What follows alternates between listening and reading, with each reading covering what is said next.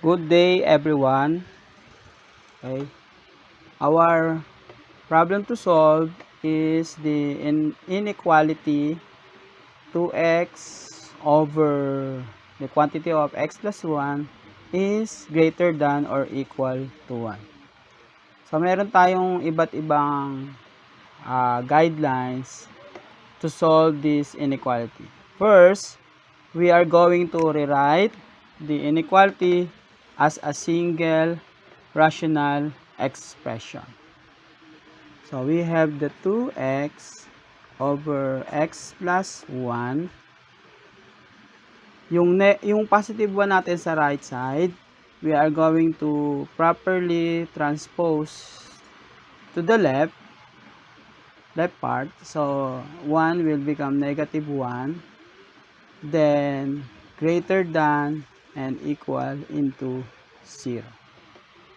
So itong two terms na to, gagawin natin siyang single rational expression. So ang ating magiging LCD ay x plus 1. So x plus 1 divided by x plus 1 is 1 times 2x. So we have 2x. X plus 1 divided by 1, x plus 1 times negative 1 is negative x plus 1. Again, it is greater than or equal to 0. Okay. Next, continuation of the solution. So, combining first term, 2x, yung nasa numerator, minus the quantity of x plus 1. So, we have 2x minus x, and that is x. Negative 1 times positive 1 will become negative 1. Then, same denominator, rewrite x plus 1 greater than or equal to 0. So, yung kaninang two terms, ngayon ay ano na siya? Single rational expression. Ito na. Next, the rational expression will be 0 if we are going to substitute x as 1. Gaya yung nasa numerator. So, pag yung x ng numerator, ginawa nating 1, x minus 1 is 0, over 1 plus 1 is 2. So, 0 over 2 is 0. Okay.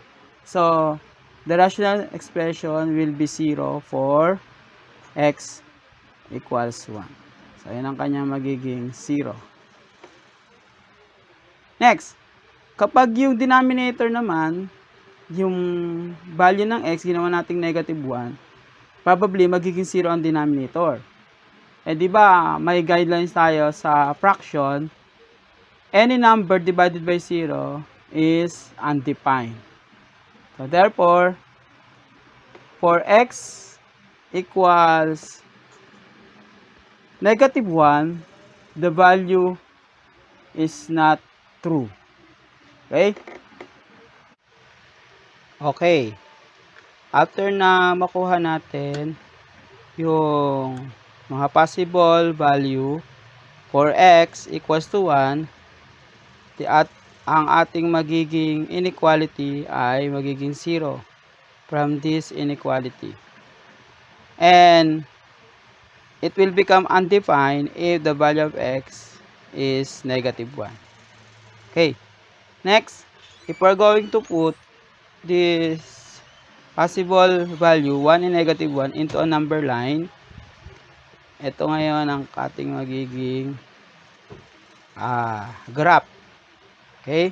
So, using a number line. So, kailangan natin ang 1 and negative 1. So, ang negative 1 ay nasa left ng 0. So, ito ang ating negative 1. Then, ang positive 1 naman ay nasa right ng 0. Ito ang positive 1. Next, gagawin muna natin siyang open circle, parehas. Then, review natin ang ating values. Sa negative 1, it is open circle since negative 1 is not belong if we're going to substitute to x because the inequality become undefined. So it is open circle. Next, for the positive 1, the inequality will become 0. And it is true because it is greater than or equal to 0. Therefore, yung ating positive 1 ay magiging closed circle. Okay? So, ito ngayon ang ating magiging graph, possible graph ng ating inequality. Next, continuation. Then, go tayo ng ating table for interpreting the inequality. Next, kailangan natin ng mga intervals. Okay? Ano-ano mga intervals natin? Using the number line, we are going to find a values from interval of x greater than negative 1. Sa right part ng negative 1. Next, in between negative 1 and positive 1. Kukuha din tayo ng ano doon, ng interval. Okay? So, yun yung negative 1 less than x less than 1. Okay? Next, ay yung sa right side naman ng positive 1. Okay, right side. So, x greater than 1. Okay? Then, gagawa tayo ng ating mga test point para gamitin natin sa ating inequality. Original inequality. Okay. For the interval x below negative 1, pwede tayong mag-test point ng negative 2. Diba? Kasi kung ito ang negative 1, so nasa left niya ang negative 2. So, pwede natin siyang gawing as a test. Okay? So, negative 2. X is equals to negative 2. So, yun ang ating magiging test sa negative 1, right side. Left side ng negative 1. Next, in between negative 1 and 0, or negative 1 and 1, pwede tayong mag-test ng 0. Yan, kasi nandito naman ang 0 eh. In between negative 1 and positive 1.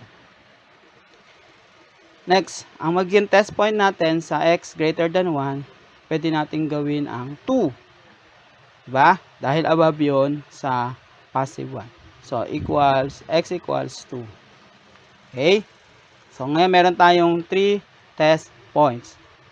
X is negative 2, x equals to 0, and x equals 2. Okay? Next, continue. We are going to solve using test point into original inequality. Okay? Gagawin natin siya sa original inequality. So, if we're going to substitute the value of x, which is negative 2, to the original inequality, this will happen. Okay, 2 of negative 2 over negative 2 plus 1. So, we have negative 4 for the numerator and negative 1 for the denominator. Negative 4 divided by negative 1 is positive 4. Correct. Okay? So, pag tinignan natin sa ating original equation, inequality, so, 4 is true, which is greater than or equal to 1. So, therefore, 4 is greater than 1. The result is true. Okay, next test point, yung 0. Okay, substitute to the original. So, 2 times 0 over 0 plus 1. Okay, so we have 0 over 0 plus 1 or 1, then that is 0. So 2x over x plus 1 is 0 for x equals 0. So 0 is not greater than or equal to 1. So therefore, it is false sa ating magiging result. Okay? Next, last value of x for the test point. what if the x is equals to 2? Okay, substitute to the inequality expression. Okay, so 2 times 2 over 2 plus 1. So we have 4 over 3. 4 over 3 is also same as 1.33 and so on. Okay, and 1.33 is true, which is greater than 1. So the result is true. Okay? Ito natin. So, ang x, negative 2, ay magiging true statement for the original inequality expression. And the statement will become false if x is 0. And also true for x equals to 2. Okay, balikan natin ngayon ang graph. So, kung ang negative 2 ay nasa left side ng negative 1, and according to the table, it is true, therefore, ang ating magiging shaded ay going to the left or to the negative infinity. Yan. Next, it is false for 0, therefore, itong portion na to ay open. Wala siyang shade. Okay? Next, it is true for x equals 2. Ang 2 ay nasa right side ng 1. Therefore, ang ating magiging shaded going to the right of. Yan. So, ito ngayon ang ating magiging answer if we are going to graph the inequality symbol using these possible values. Okay? Next, kapag nilagay naman natin sa solution set yung ating magiging result, so, using solution set, ang magiging answer natin ay the set of all x which is an element of real number such that x is less than negative 1 or x is greater than or equal to 1. Okay. Yan. Okay, so yan ang ating magiging solution set. X is an element of real number such that x is below negative 1 or x is greater than or equal to 1. Okay? Pag pinakita naman natin siya, yung graph natin, using interval, ganito ang magiging interpretation. So, from negative infinity, open for negative 1, union with close 1 to positive infinity. Yan. Okay, so ito ang kanya magiging interval. So, we have 3 possible form of solutions using graph, using solution sets, and using interval. That's all, folks. Thank you.